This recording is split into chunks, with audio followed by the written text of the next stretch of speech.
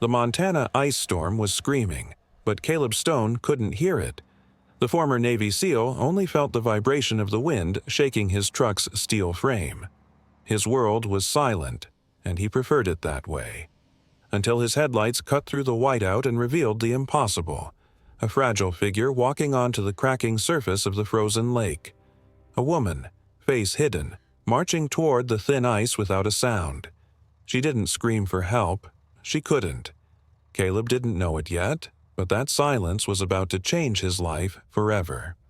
Before we begin, tell us where you're watching from. And if this story moves you, hit subscribe so you never miss another tale of loyalty, courage, and heart. Your support truly means the world. Caleb Stone didn't just live in isolation. He crafted it, plank by plank, silence by silence. His workshop, perched on the frozen edge of a Montana lake, smelled of fresh cedar shavings and cold iron. It was a place where things were made to last, unlike the world he had left behind. At 40, Caleb moved with the heavy, deliberate grace of a man who had carried too much weight for too long. He was a giant of a man, his face mapped with the kind of scars that told stories he refused to speak. He stood at his workbench, running a rough hand over the grain of a walnut table. He didn't need to look up to know he was being watched. In the corner, Baron, a black sable German shepherd, lay with his head on his paws. His amber eyes were fixed on Caleb. Baron was a working dog, retired from the same unit that had broken Caleb. They didn't need words. Caleb tapped his thigh twice with an open palm. Instantly, Baron stood, ears pricked forward. Caleb pointed a single finger toward the door. Baron moved to the threshold, sitting guard against the rising wind. It was a conversation without sound, a language of loyalty that required no translation. For Caleb, silence wasn't an affliction. It was a sanctuary. 5 years ago, a roadside bomb in Syria had taken the hearing in his left ear. It had left him with a permanent, high-pitched ringing that never fully faded. But the explosion had taken something else, too. It had taken his patience for noise. He had learned the hard way that words were cheap. Reports could be falsified. Orders could be wrong. Promises, especially the ones whispered in the dark by people who claimed to love you, could be broken the moment the sun came up. But wood didn't lie. Oak didn't make promises it couldn't keep. If a joint failed, it was because the angle was wrong, not because the wood had changed its mind. If a table stood strong, it was because the foundation was true. In the workshop, truth was something you could touch. It was solid. It was quiet. Outside, the wind began to scream. This wasn't just a snowfall. It was an ice storm, the kind that turned the Montana landscape into a weapon. The temperature was dropping fast, turning the air into something that burned the lungs. Caleb checked his watch. He needed supplies from the town before the pass closed completely. He grabbed his coat and signaled Baron into the truck. The old military-grade pickup roared to life, a mechanical beast that vibrated through the soles of Caleb's boots. He couldn't hear the storm raging outside. His good ear was buried under a wool cap and his bad ear heard only the ghost of an explosion. But he could feel the truck shudder as the wind slammed into its side. He drove with one hand on the wheel, his eyes scanning the white blur ahead. The headlights cut a narrow tunnel through the dark, revealing nothing but swirling snow and black ice. It was a night for wolves, not men. And then he saw it. At first, his brain refused to accept the image. It looked like a shadow, a trick of the fatigue that always tugged at his eyelids. But the shadow moved. Ahead of him, on the edge of the road where the asphalt gave way to the frozen lake, a figure was walking. Not walking. Stumbling. A small shape wrapped in layers of mismatched fabric, fighting a losing battle against the wind. Caleb's foot hovered over the accelerator. The logical part of his brain, the part trained to assess risk, screamed at him to keep moving. Stopping in a whiteout was dangerous. The roads were slick as glass. If he stopped, he might not get traction again. Besides, who would be out here? A drifter? A drug addict looking for trouble?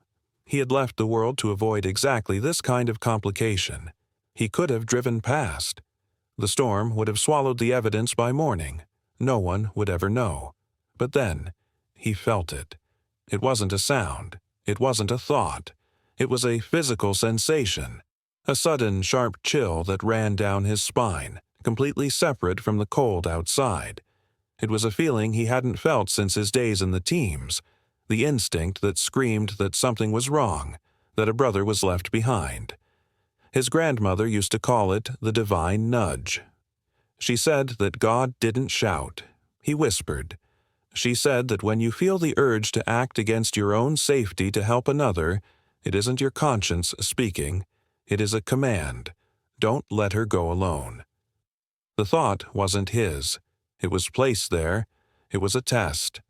For 5 years, Caleb had convinced himself that he was no longer a protector. He believed his watch had ended the day he handed in his trident.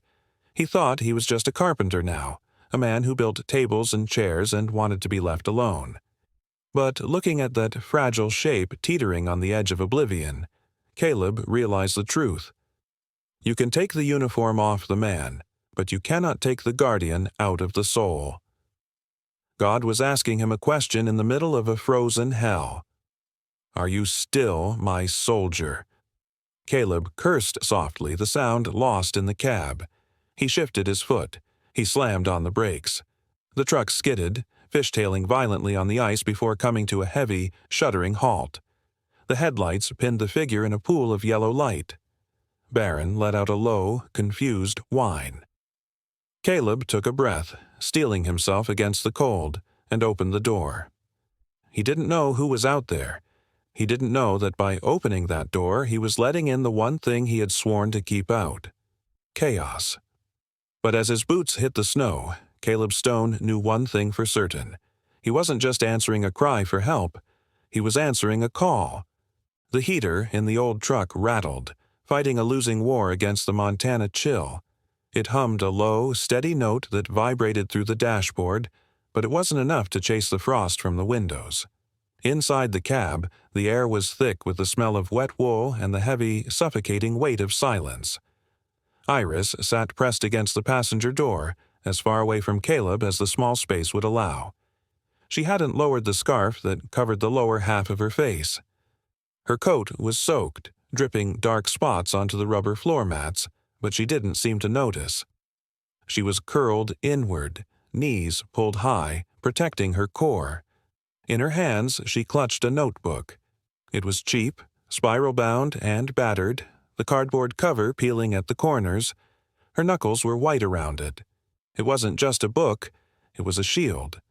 It was the only thing standing between her and the terrifying reality of being locked in a steel cage with a scarred stranger and a wolf-like dog. Caleb kept his eyes on the road. He could feel her fear. It radiated off her like heat. He didn't try to comfort her with words. He knew that words in a situation like this were useless. Instead, he reached into the back seat, moving slowly so as not to startle her, and pulled out a heavy thermal blanket. He didn't hand it to her.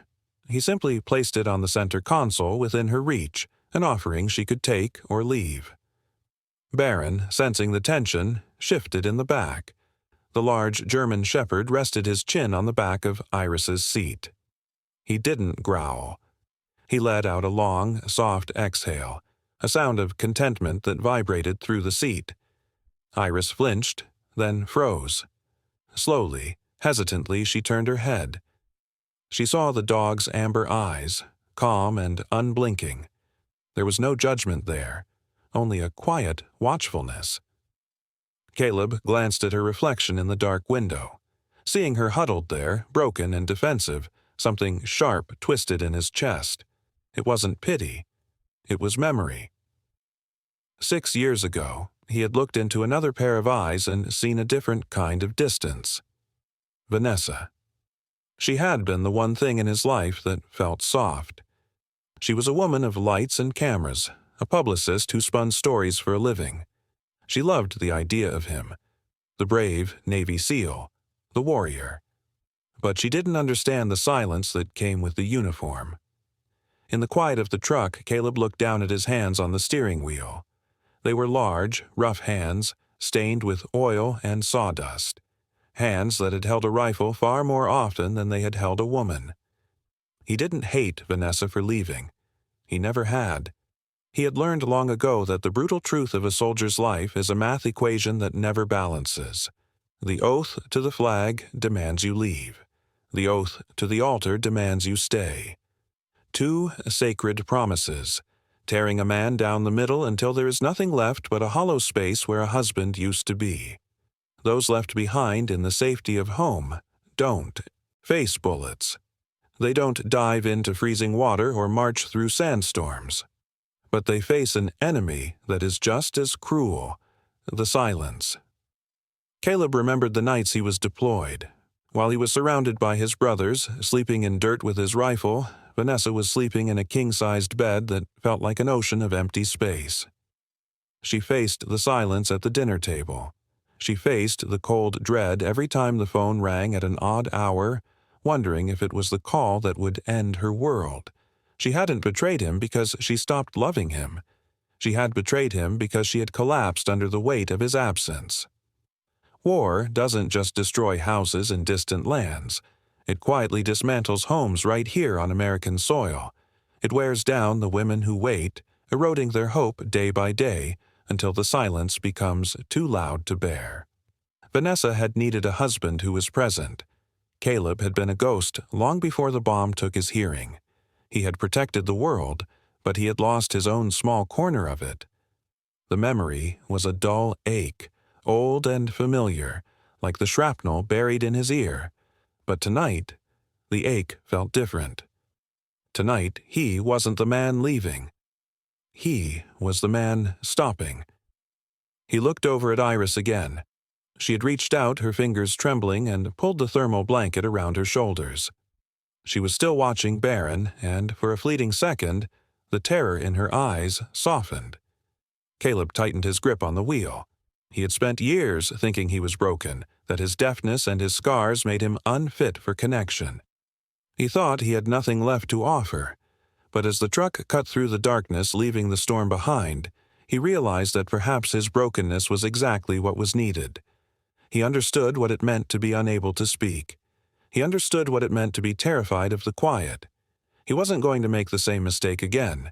He wouldn't offer empty promises. He wouldn't offer words that could be broken. He would offer safety. He would offer warmth. He would offer a presence that didn't leave. The road ahead was dark, winding up toward the workshop by the frozen lake. It was a place of isolation, yes. But for the first time in years, Caleb Stone wasn't driving into the dark alone. And as the heater finally began to win its war against the cold, filling the cab with a steady warmth, Caleb realized that the silence wasn't empty anymore. It was waiting to be filled. The workshop door groaned against the wind, then latched shut with a heavy metallic click. Instantly, the scream of the storm was cut in half, replaced by the deep, rhythmic thrumming of the wood stove in the corner. The air inside didn't smell like winter. It smelled of cured cedar, tung oil, and the sharp, clean scent of sawdust. It was a smell that promised permanence. It was the scent of things that were built to last. Caleb shook the snow from his coat and hung it on a peg. He gestured toward the worn leather sofa pushed near the heat. It was old, cracked in places, but it was the only soft thing in a room full of hard edges. It offered rest. Iris stood by the door, dripping water onto the floorboards. She looked at the sofa. Then she looked down at her own coat, stained with mud and road grime. She looked at her boots, which were leaving dark, wet prints on the wood. She shook her head. To her, comfort was a trap. It was something for clean people. It was something that could be taken away. She moved away from the fire, retreating to the corner of the room where the shadows were deepest. She sank down onto the rough floorboards, pulling her knees to her chest. She made herself small. She made herself invisible. It was a posture Caleb recognized. It was the crouch of a recruit trying to avoid the drill sergeant's eye. It was the stance of survival. Caleb didn't argue. He didn't cross the room to pull her up or offer hollow reassurances that she was welcome. He understood the logic of the wounded. If you don't climb high, you can't fall far. Instead, he turned his back to her and walked to his workbench. He sorted through a pile of scrap wood, selecting a thick slab of white oak. He clamped it down. He reached for his hand plane. Shk, shk. The sound was rhythmic, hypnotic. It was the sound of order being imposed on chaos. Ribbons of wood curled up from the blade, falling to the floor like confetti. Iris watched him. Her eyes, still wide with fear above her scarf, tracked his movements. She watched his hands. They were large hands, scarred and calloused, capable of violence, but on the wood they moved with a surprising, deliberate gentleness. He worked without looking at her, giving her the space to breathe. He cut the legs. He chiseled the joints. No nails, no screws, just wood holding onto wood, tension and friction keeping it together. Within 20 minutes, he had constructed a low, sturdy stool. It wasn't beautiful, but it was solid. He brought it over and placed it near the fire, but not too close to his own chair. He tapped the seat twice with his knuckles. "It's yours." Iris hesitated. She looked at the stool, then at Caleb. He wasn't looking at her. He was busy feeding another log into the stove. Slowly, she uncurled from the floor. She sat on the stool. It was low to the ground, safe, but it kept her off the cold floor. For the first time that night, her shoulders dropped an inch. But the silence stretched out, again, thick and awkward. The wind battered the walls, reminding them of the isolation. Iris clutched her notebook, her knuckles white. She wanted to say thank you, but her throat was a locked door. She wanted to explain, but the words wouldn't come. Caleb sat in his chair, watching the flames. He saw her struggle. He knew the frustration of a world that wouldn't listen. He tapped his left ear, the one that heard nothing but a high-pitched ring, and shook his head slightly. Then he turned to face her fully. He raised his right hand. He held it flat, palm down, moving it horizontally across his throat level. Safe. Iris blinked. She tilted her head. Caleb did it again. Slower. Safe. Then he changed the sign. He curled his hand into a fist, thumb tucked against the side, and punched it lightly into the air toward the door. Danger. He pointed to the storm outside. Danger. He pointed to the floor between them. Safe. He wasn't teaching her American Sign Language. He was teaching her the language of the teams. Tactical signals. The language used when silence was the only thing keeping you alive. It was a language of survival. Stripped of all lies. Stripped of all decoration. Iris looked at his hand, then hers. She was trembling. Her hands were small, the skin chapped from the cold. Slowly, she lifted her right hand. She mimicked the flat palm. Safe. Caleb nodded once. A confirmation. He whistled low, a vibration more than a sound. Barron, who had been dozing by the workbench, lifted his head. Caleb raised an open palm, fingers spread, pushing slightly against the air. Stay. The dog froze. He didn't twitch a muscle. He became a statue of black and tan fur, waiting for the release. Iris's eyes widened. She saw the immediate connection, the absolute clarity of the command. There was no confusion, no tone of voice to misinterpret, just the signal and the action. She looked at Caleb. He gestured to her, then to the dog. You try. She took a shaky breath. She turned toward the massive animal. Tentatively, she raised her hand, palm out. Her arm shook. She pushed her hand forward. Stay. Barron held her gaze. He didn't move. He accepted the command. A tear leaked from the corner of Iris's eye, disappearing into the fabric of her scarf. For a woman who had lost her voice, the realization was intoxicating. She had spoken, and she had been heard. Caleb saw the shift in her eyes. The terror was receding, replaced by a fragile spark of agency. He decided to push one step further. He brought his fingers to his mouth, tapping his lips. Eat. He pointed to her. Eat? Iris lowered her hand. She nodded, a small, jerky motion.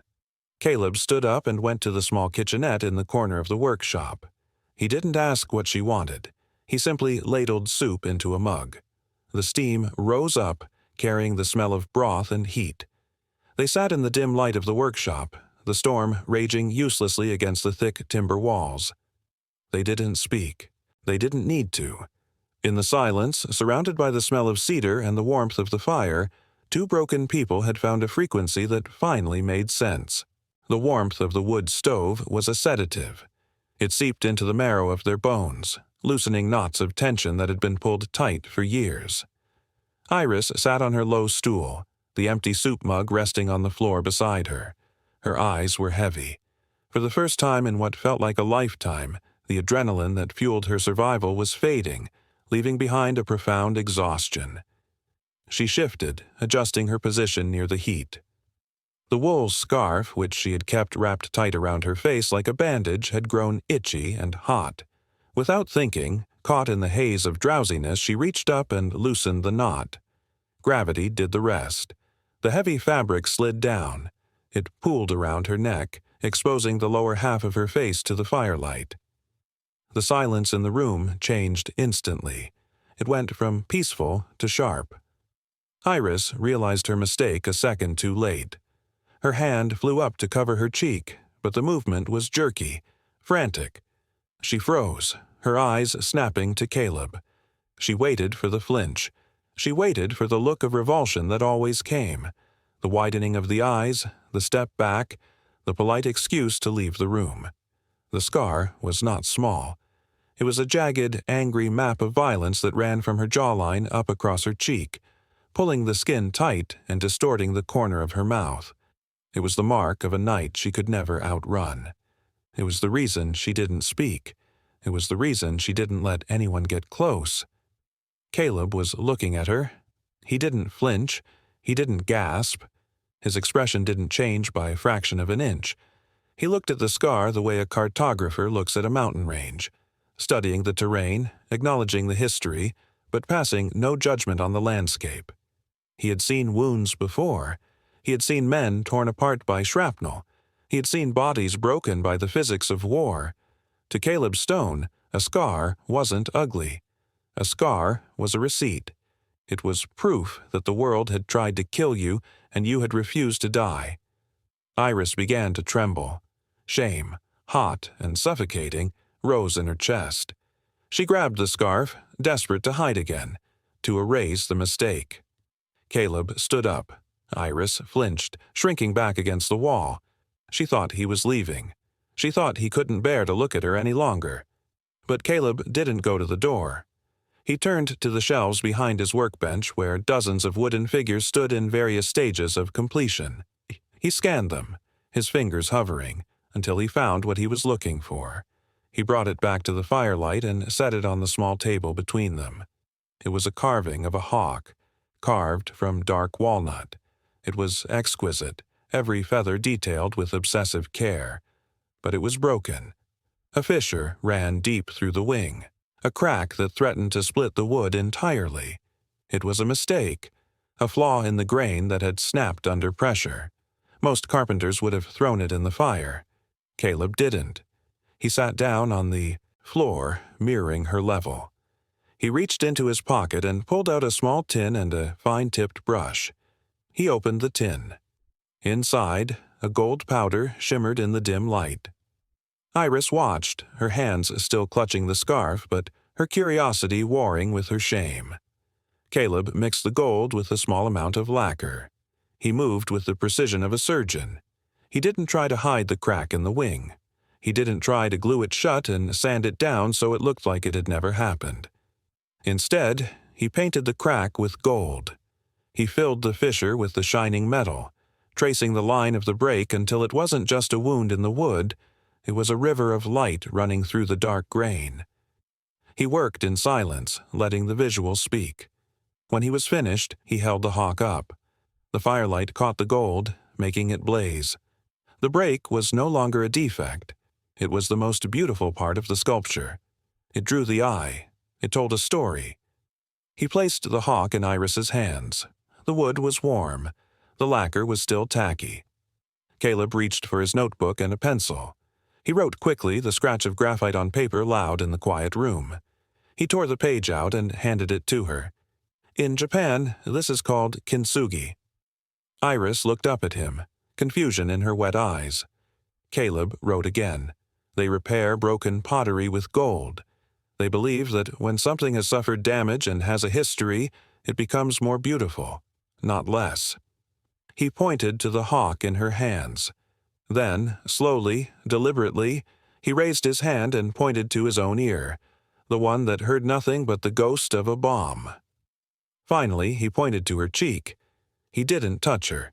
He respected the distance she needed, but his gaze held hers, steady and anchoring. He picked up the pencil one last time. The crack is where the light enters. It means you survived. Never hide the proof of your victory. Iris looked down at the paper. She looked at the golden vein running through the hawk's wing. The words blurred as tears finally spilled over, hot and fast. She dropped the scarf. She let it fall to the floor. For the first time since the fire that had taken her voice and her face, she didn't feel ruined. She felt seen. Caleb watched her cry. He didn't look away. He sat with her in the firelight. Two broken things mended by the gold of silence, neither of them whole, but both of them valuable beyond measure. The storm broke at dawn. The wind, which had howled like a living thing for 2 days, finally collapsed into exhaustion. The sun rose over the frozen lake, turning the jagged ice into a blinding field of diamonds. It was a deceptive peace. The bridge, the only artery connecting the workshop to the outside world, was cleared by the county plows within the hour. Caleb stood at the window, mug in hand. He watched the heavy machinery retreat. He knew what the open road meant. Isolation was heavy, but it was safe. The world coming back in. That was the danger. Iris was asleep on the sofa, covered by the thermal blanket. The wooden hawk with the golden wing sat on the table beside her, watching over her rest. Then the silence was broken, not by the wind, but by the crunch of tires on gravel. It wasn't a single car, it was a convoy. 2 black SUVs, polished to a mirror shine that looked obscene against the rustic backdrop of the mountains, pulled up to the workshop. Barron was up instantly. The hair along his spine stood in a rigid ridge. He let out a low, vibrating growl that rattled in his chest. This wasn't the warning bark he gave for bears or intruders. This was the sound of a guard dog recognizing a threat he had smelled before. Caleb didn't move to the door. He waited. The doors of the lead SUV opened. A cameraman stepped out first, adjusting a lens that looked like a weapon.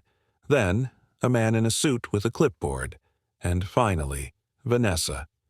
She looked exactly as Caleb remembered, and exactly like she didn't belong.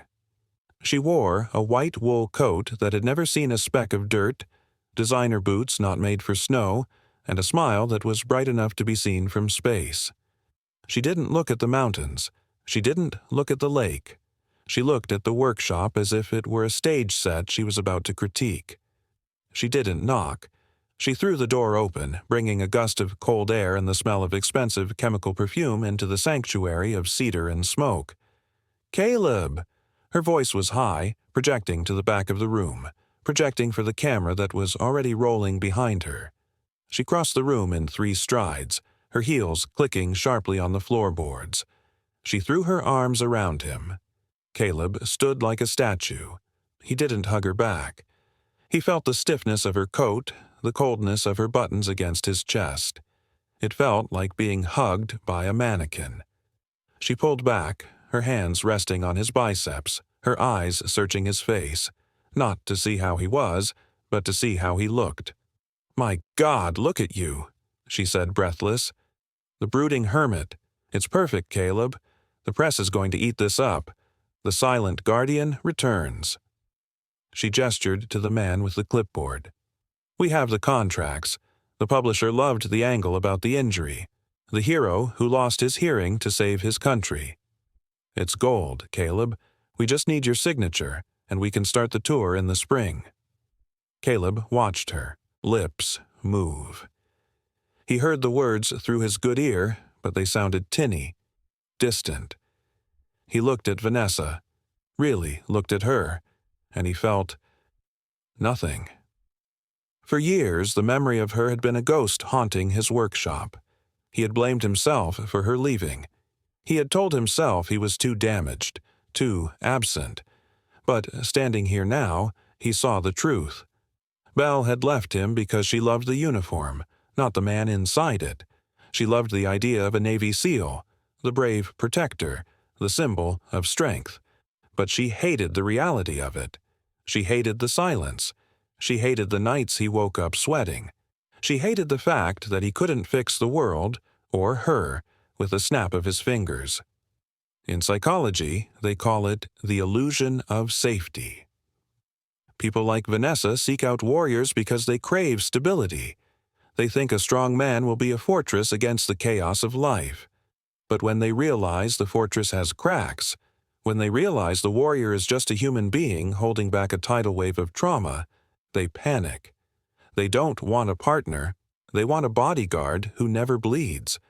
She had come back now not because she missed him, but because she had found a way to package his pain. She wanted to sell his scars. She wanted to turn his silence into a tagline. "Get the lighting set up," Vanessa barked at the cameraman, snapping her fingers. "The light in here is depressing. We need to brighten it up." The cameraman moved forward, his equipment clattering. Barron lunged. The dog didn't bite, but he slammed his 90-pound body between Caleb and the crew, his teeth bared in a snarl that froze the room. "Control your beast, Caleb!" Vanessa shrieked, jumping back. It was then that she saw her. Iris had woken up. She was standing by the wood stove, clutching the blanket around her shoulders. Her scarf was loose. The scar on her face was visible in the harsh light of the open door. The room went deadly quiet. Vanessa stared. Her eyes traveled up and down Iris's oversized clothes, her messy hair, the terrifying ruin of her cheek. Vanessa's face twisted. It wasn't fear. It was disgust. It was the look of a woman who had found a stain on her favorite silk dress. "Who is this?" Vanessa asked, her voice dropping, the performance becoming sharp and icy. Caleb stepped forward, placing a hand on Barron's head to steady him. He looked at Iris. He saw the way she was shrinking, the way she was trying to pull the scarf back up, the way the light in her eyes was dying. "She's a guest," Caleb said. His voice was rough, unused. Vanessa let out a short, cruel laugh. She looked at the crew, inviting them to share the joke. "A guest? She looks like a refugee, or a squatter." She took a step toward Iris, invading her space. Iris flinched, backing into the wall. "Can you speak?" Vanessa demanded. "Or are you just going to stare at me like a frightened animal?" Iris opened her mouth, but no sound came out, only a rasp of air. She looked at Caleb, her eyes wide with panic, pleading for him to make it stop. Vanessa turned back to Caleb, shaking her head. "Really, Caleb? I leave for a few years, and this is what you reduce yourself to? You replace me with this? A mute freak who can't even tell you her own name." The words hung in the air, toxic and heavy. "She's damaged goods, Caleb," Vanessa sneered, lowering her voice to a whisper that was meant to be intimate but felt like a knife. "Look at her. She's broken. You think you're saving her? You're just collecting wreckage because it makes you feel like a hero again. But she can't love you. She can't even talk to you. You're just two cripples hiding in the woods." Caleb looked at Vanessa. He saw the perfect makeup, the expensive coat, the ambition burning in her eyes. And then he looked at Iris. He saw the woman who had learned his sign language in an hour. He saw the woman who had watched him paint gold into a crack. He saw the woman who had sat with him in the silence and made it feel like a home. Vanessa thought she was the prize. She thought she was the sun returning to Caleb's dark world. She didn't realize she was just a fluorescent light, buzzing, artificial, and giving everyone a headache. Caleb felt a cold rage settle in his chest. It wasn't the hot anger of combat. It was the cold, hard resolve of a man who has finally decided what he is willing to fight for. He looked at the contract on the clipboard. He looked at the cameras invading his sanctuary. And then he looked at the woman who claimed to love him. "Get out," Caleb said. The command was soft, but it carried the weight of a hammer hitting an anvil. Vanessa blinked, her smile faltering. "Excuse me?" "Get out." The door clicked shut, a sound so soft it was almost swallowed by the hum of the wood stove. But to Caleb, who was tuned to the frequency of the room, it sounded like a gunshot. He turned. The corner where Iris had been standing was empty. The thermal blanket lay folded on the floor, neat and precise, a silent apology for taking up space. On the workbench, bathed in the harsh light of the camera crew's setup, sat the wooden hawk. The gold lacquer in its wing was still drying, catching the light like a fresh wound. She had left it behind. She believed Vanessa's poison. She believed she was the crack that ruined the sculpture, not the gold that held it together. Caleb moved. He didn't walk. He surged forward, grabbing his coat from the peg. "Where are you going?" Vanessa snapped, stepping in front of him. She signaled the cameraman to cut the feed. Her face, previously bright with performance, hardened into frustrated ambition. "Don't tell me you're chasing after the stray. Caleb, look at the big picture. We have a contract on the table. We have a narrative to build." She grabbed his arm, her fingers digging into the wool of his jacket. "You can't save everyone, especially not someone who is clearly too broken to function. Let her go. She's doing you a favor." Barron barked, a sharp, warning crack that bounced off the timber walls. He was pacing by the door, whining, his nose pressed to the crack where the cold air seeped in.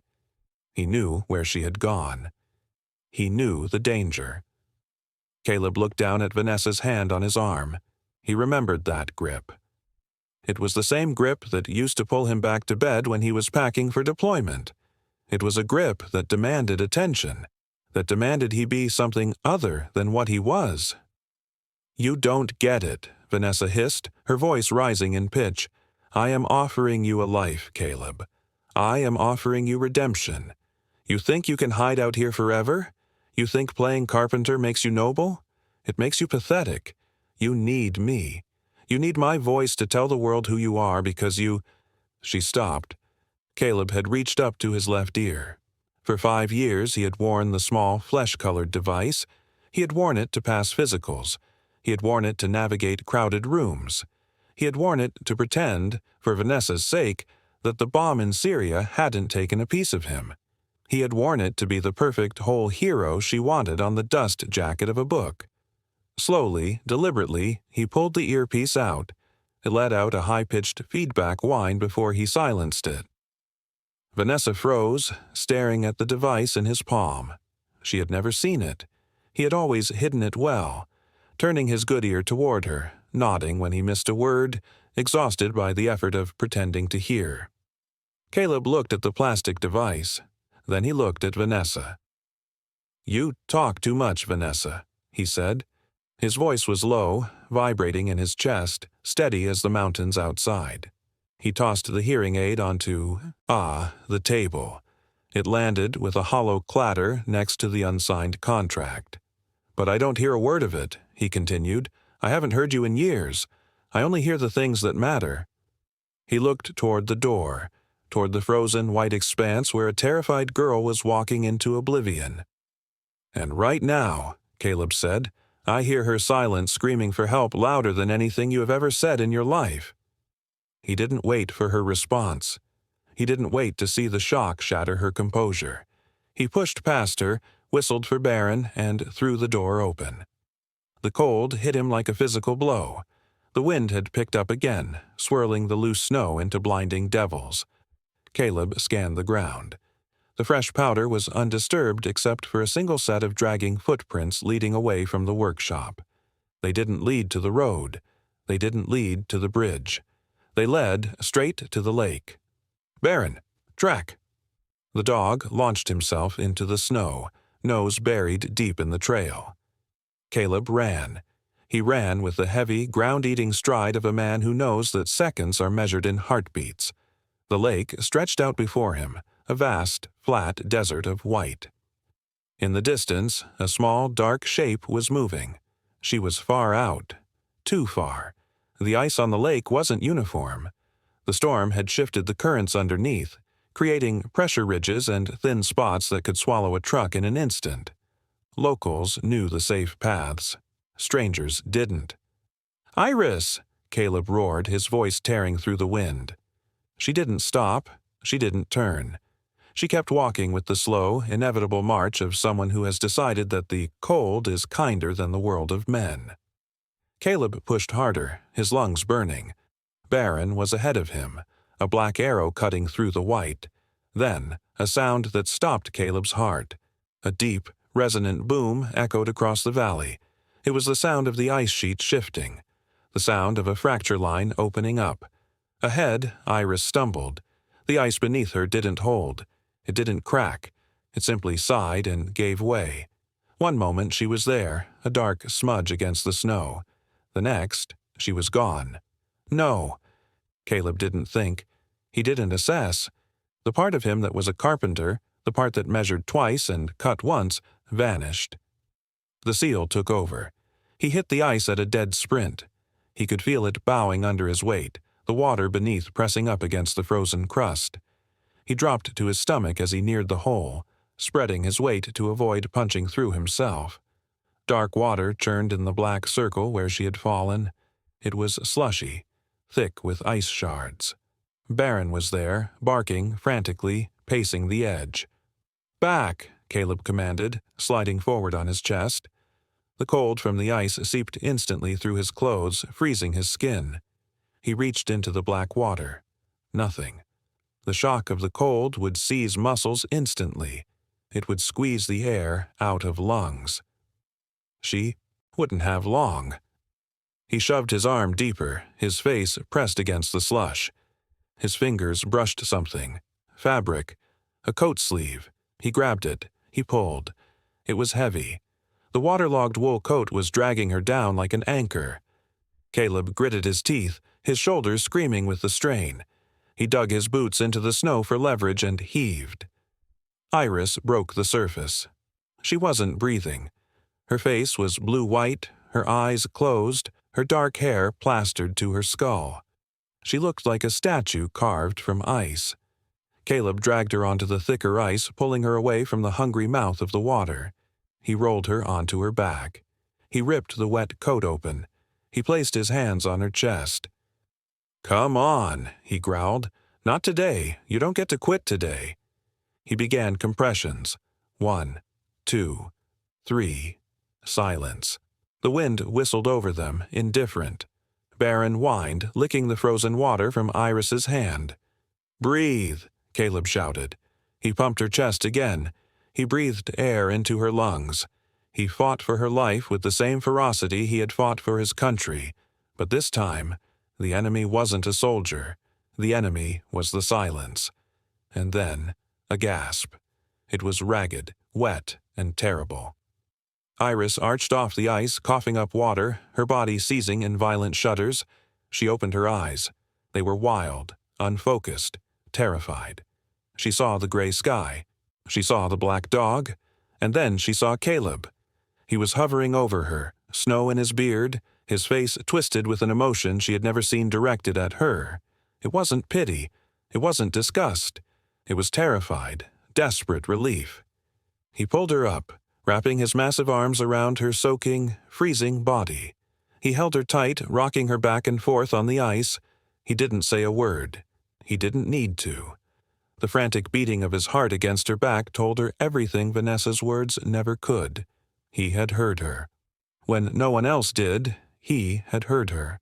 The wind on the lake had died down, leaving behind a silence so absolute it felt like a physical weight.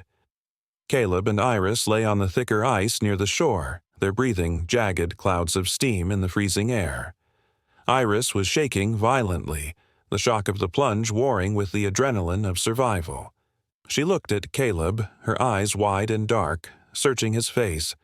She expected anger. She expected the exhaustion of a man burdened by a problem he didn't ask for. Instead, she saw only relief. She raised a trembling hand, her fingers stiff and blue. She pointed to herself, then to the black churning hole in the distance, and then to him. Her eyebrows pulled together, her expression crumbling. Why? Why come for her? Why risk the ice? Why choose the broken thing over the shiny, perfect promise Vanessa had offered? Caleb didn't speak. He reached out and took her freezing hand in his. He brought it to his chest, pressing it against the thick wool of his coat, right over the heavy thud of his heart. He made a fist, tucked his thumb inside, and pulled it down firmly in the air between them. Anchor. He repeated the sign he had taught her, but with a new intensity. You are the anchor. You don't cut the anchor loose when the storm gets heavy. The anchor is the only thing that saves the ship from the rocks. Without it, the ship is just drift, lost, aimless, waiting to sink. He pulled her to her feet. They walked back to the workshop in silence. Baron trotted ahead, his tail low but wagging, checking the path with the diligence of a scout. When they crested the hill, the driveway was empty. The black SUVs were gone. The tire tracks in the snow were already filling with drift, erasing the intrusion as if it had never happened. Vanessa had realized that there was no oxygen for her flame in this high, thin air. She had taken her cameras and her contracts and fled back to the lowlands. The workshop was waiting. The fire Caleb had built was still burning, patient and loyal. Inside, the warmth wrapped around them. Caleb helped Iris out of her sodden coat. He wrapped her in dry blankets and sat her on the low stool near the stove. The wooden hawk still sat on the table, its golden wing gleaming in the firelight, a testament to what they had started. Caleb picked up the unsigned contract Vanessa had left on the workbench. He didn't read it. He crumpled it into a ball and tossed it into the stove. The paper curled, blackened, and vanished up the chimney. He turned to Iris. She was watching him, waiting, her hand absent-mindedly touching the scar on her cheek. He knew he should say something. In the movies, this is where the hero makes a speech. But Caleb Stone was done with speeches. He was done with words that could be twisted, bought, or sold. He reached up to his neck. For 20 years he had worn the chain, stainless steel, cold against the skin, 2 small metal plates that rattled softly when he moved. His dog tags. They were the only things that had been with him in every desert, in every jungle, in every hospital bed. They carried his name, Caleb Stone. They carried his blood type, O negative. They carried his religion. They were his identity. In the teams, you only took them off when you didn't plan on coming back, or when you were giving them to your next of kin. He unclasped the chain behind his neck. Iris watched, her breath hitching in her throat. Caleb stepped closer. He didn't kneel. This wasn't a submission. It was an offering of equals. He reached around her neck, his large hands gentle, and fastened the clasp. The tags settled against her collarbone, heavy and cool. They were too big for her. They looked out of place against her delicate skin, but they rested there like a shield. Iris looked down, her fingers tracing the raised letters of his name. Caleb placed his hand over hers, pressing the metal against her heart. "I give you my life," the gesture said. "My blood, my name, my honor." It was a promise heavier than any diamond ring. A ring is a promise of a future, a hope for happy days. Dog tags are a promise of survival. They say, if I fall, you are the one who claims me. You are the one who holds the proof that I existed. Caleb looked at her, and for the first time in 5 years, he felt the ghost of the bomb in his ear go quiet. He had spent his life thinking that courage was something you showed when you were holding a rifle. He thought heroism was measured in enemies neutralized, in miles marched, in pain endured without complaint. But looking at Iris, with her scar and her silence and his tags around her neck, he understood the truth. Saving a life in combat is instinct. It is training. But staying when the adrenaline fades, when the scars are ugly, When the silence is loud and demanding, that is the real war. Caleb had fought on battlefields across the globe. He had cleared rooms and breached doors. But standing here, in the quiet of a winter night, choosing to love a woman the world had thrown away, he realized he had finally won the only battle that mattered. He wasn't fighting to survive anymore. He was fighting to build. Iris looked up at him, tears spilling over the gold-painted ridges of her soul. She didn't try to speak. She didn't try to hide. She simply leaned forward, resting her forehead against his chest, right where the tags used to be. And, in the silence of the workshop, two broken pieces finally clicked together, strong enough to weather any storm. Winter finally lost its grip on the valley. The ice retreated, turning from a white sheet into dark, living water.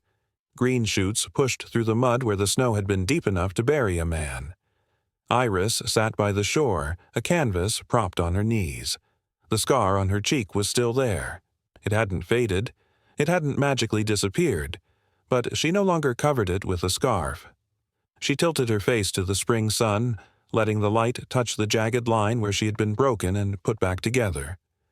Caleb worked nearby, planing a piece of cedar with Baron sleeping contentedly at his feet. He still couldn't hear the birds singing in the pines. He still moved in a world of silence. But looking at Iris, seeing the colors she was putting onto the canvas, he knew he wasn't missing anything. We spend so much of our lives praying for perfection.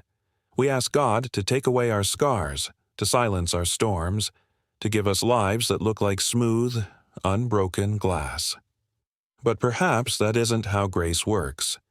Maybe the miracle isn't that the vase never breaks. Maybe the miracle is the gold that fills the cracks. Maybe God doesn't send us people to fix us, but people who are willing to sit with us among the shards until we are ready to stand again. We all have storms. We all have silence, but no one deserves to walk through them alone. If this story touched your heart, if you believe that love is an action and not just a word, and that God has a plan for even the most broken among us, please share this video with someone who might need hope tonight. Hit subscribe to join our community.